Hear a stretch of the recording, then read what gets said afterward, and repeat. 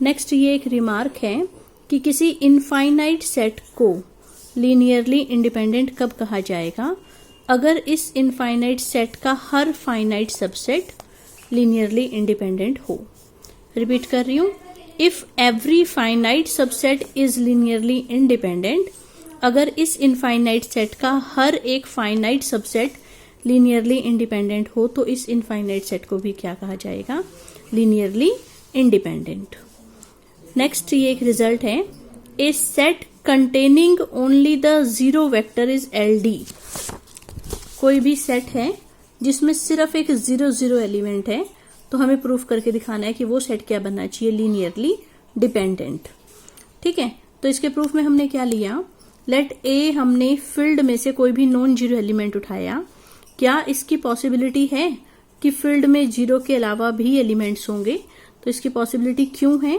क्योंकि फील्ड में कम से कम 2 एलिमेंट तो जरूर होते हैं। एक तो zero, zero means additive identity, और एक जीरो के अलावा भी कोई ना कोई एलिमेंट फील्ड में जरूर होता है। तो हमने लिया let a non zero element है और बिलोंग कहाँ कर रहा है? एफ में। Then a into this zero is equal to 0, कि अगर हम जीरो वेक्टर को किसी भी स्केलर से मल्टीप्लाई करेंगे तो आंसर 0 ही आएगा, जिसमें जो स्केलर है ए वो क्या है? Non zero.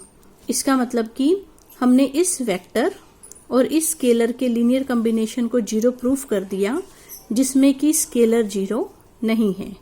It means there exist scalars which are non zero such that linear combination of this vector and this scalar is 0. This implies this singleton 0 is linearly dependent. Linearly dependent के लिए क्या होता है कि linear combination तो 0 हो लेकिन scalar 0 ना हो। तो यहाँ पर इस जीरो वेक्टर का ए स्केलर के साथ लीनियर कॉम्बिनेशन तो 0 है लेकिन स्केलर 0 नहीं है। जीरो के साथ भी अंडरस्टूड है, जीरो की प्रोडक्ट करते तो 0 आता, लेकिन एलडी के लिए हम क्या कहते हैं कि अगर एक भी ऐसा स्केलर मिल जाए जो कि नॉन जीरो हो लेकिन लीनियर कॉम्बिनेशन फिर भी क्या आ रहा हो? 0, तो फिर हम उस सेट को क्या बोल देते हैं? Linearly dependent. तो यहाँ एक स्केलर हमें ऐसा मिल जाएगा क्योंकि फील्ड में एक एलिमेंट 0 जरूर होता है और उसके अलावा एक नॉन जीरो एलिमेंट भी जरूर होता है। नेक्स्ट हमारे पास रिमार्क है, ए सिंगलटन सेट। सिंगलटन सेट का मतलब जिस सेट में सिर्फ एक ही एलिमेंट हो, consisting of A non zero vector. अब की बार सिंगलटन सेट में जो वेक्टर है वो क्या है? नॉन जीरो है। पहले सिंगलटन सेट में जो वेक्टर था वो कौन सा था?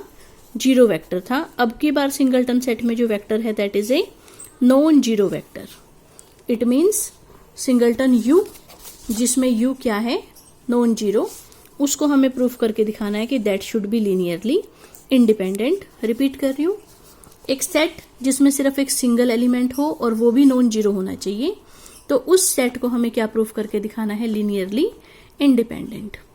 तो एलआई चेक करने के लिए हमने क्या कहा? हमने मान लिया कि इस सेट का इस स्केलर के साथ लीनियर कॉम्बिनेशन 0 आ रहा है।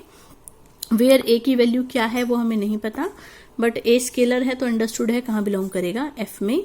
तो हमने माना कि इस सेट के एलिमेंट्स का लीनियर कॉम्बिनेशन किसके बराबर आ रहा है? 0 की।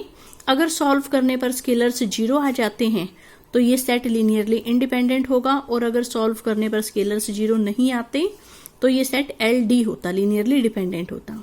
Now a into u is equal to 0। उसके बाद हमने पीछे ये एक रिजल्ट किया था कि अगर एक स्केलर और एक वेक्टर की प्रोडक्ट 0 आती है तो या तो स्केलर 0 आता है या फिर वेक्टर 0 आता है, लेकिन वेक्टर 0 नहीं है। ये तो हमें क्वेश्चन में ही दे रखा था। It means scalar must be 0। Since u is not equal to 0 therefore a is equal to 0। इसका मतलब जब भी इस सेट के एलिमेंट्स का लीनियर कॉम्बिनेशन 0 होगा तो पक्का स्केलर्स के आएंगे 0। और यही डेफिनेशन थी इस चीज की कि this set is linearly independent. इसका मतलब सिंगलटन सेट लीनियरली डिपेंडेंट भी हो सकते हैं और सिंगलटन सेट लीनियरली इंडिपेंडेंट भी हो सकते हैं। वो डिपेंड करता है इस बात पर कि सेट के अंदर जो वेक्टर है वो 0 वेक्टर है या वो नॉन जीरो वेक्टर है। अगर सिंगलटन सेट में 0 वेक्टर है तो वो सेट लीनियरली डिपेंडेंट होगा, और अगर सिंगलटन सेट में नॉन जीरो वेक्टर है तो वो सेट लीनियरली इंडिपेंडेंट होगा।